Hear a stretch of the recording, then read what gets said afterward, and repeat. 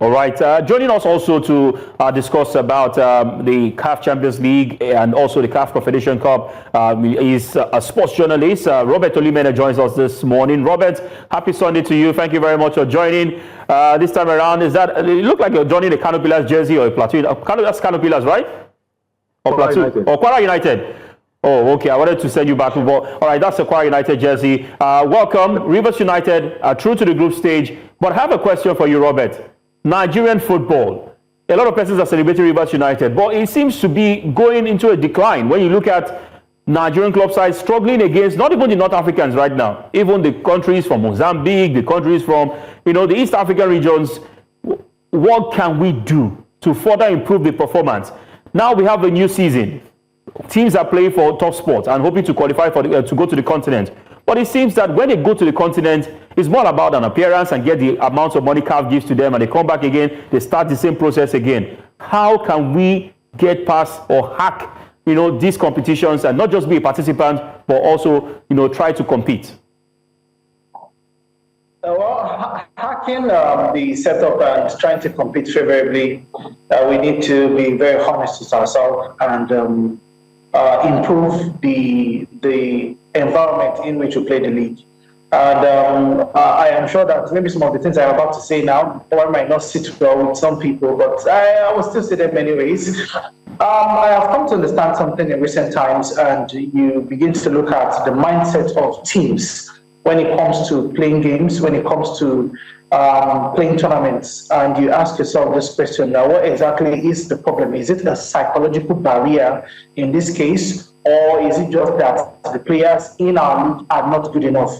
And I'll quickly cite two examples. One is for El Academy Warriors, they played against Katsina United on Friday, and they lost that game away from home. Looking at El Academy Warriors last weekend, they won at home. Previous weekend, they played away, they lost away. The upper weekend, they played at home, they won at home. And you're looking at it as if it's a home and away syndrome, or is a home and away sickness. Is it that teams are not comfortable when they play at home and they are lackadaisical, or they are not up for it when they play away from home? And if you consider that trend, we look at that trend as against other African countries or other African teams in this case, or you look at it and you take it further, you look at the European scene. All right, I think we lost connectivity. Okay. And compare it to European teams, where we win. All right. While we try to get Robert back, let's let you know that River State Sports Commissioner Christopher Green promised and also a cash reward of $5,000 following their qualification for the CAF Champions League group stage. The incentive comes after the team's 3-1 comeback victory over Mozambique's Black Bulls in Uyo. And just after the game, he met with the boys, and while they were chanting, he made that pledge of $5,000. Amen. You have made the master now. Yes, amen. You have also made yourself now. Yes, amen. $5,000.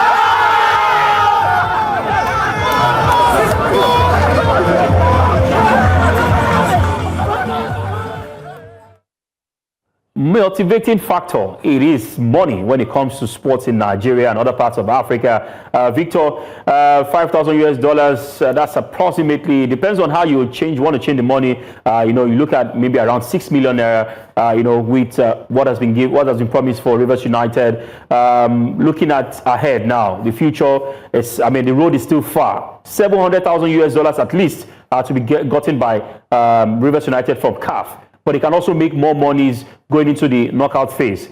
How far can Rivers United go, and what can they do to not just participate in the group stage, but go all the way to the quarterfinal and maybe semi-final?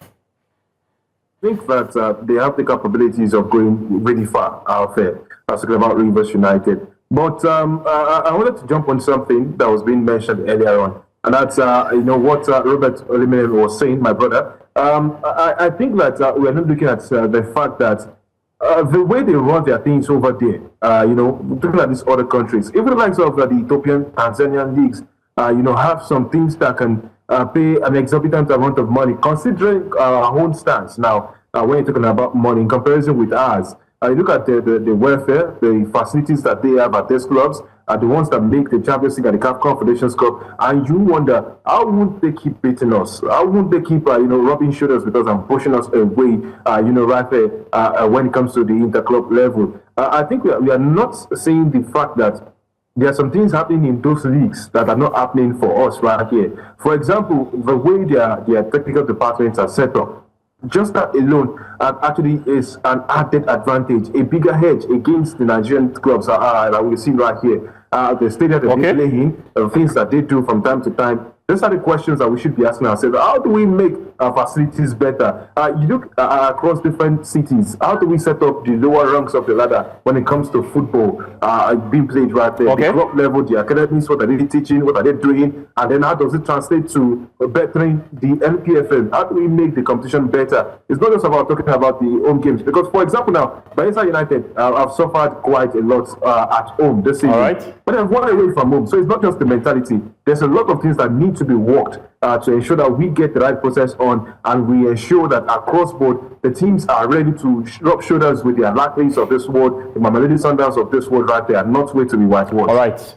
All right, let's take a look at the results from the CAF Champions League, and let's let you know that interesting games were played on Saturday in different parts of Africa. Orlando Pirates won 3-0, but they lost 5-4 on penalties to Saint Eloi Lupopo right there. And the Young Africans got a better of Silver's strikers of Malawi. Rivers United won 3-1 and of course qualified 3-2 on aggregate. Petro de Atletico defeated Stade Abidjan 2-0. Alakli progressed to the group phase of the CAF Champions League. GS Kabylie defeated US Monastir 2-1 and went on to qualify. FAR Rabat got a third consecutive group stage qualification after defeating Royal AC. Let's take a look at the teams that have qualified for the CAF Champions League. But these are the fixtures to expect today in different parts of Africa. Teams that have qualified so far for the CAF Champions League, we have the likes of Alakli, the likes of FAR Rabat, Rivers United, Petro de Luanda, Power Dynamos, Al Hilal, Omdurman,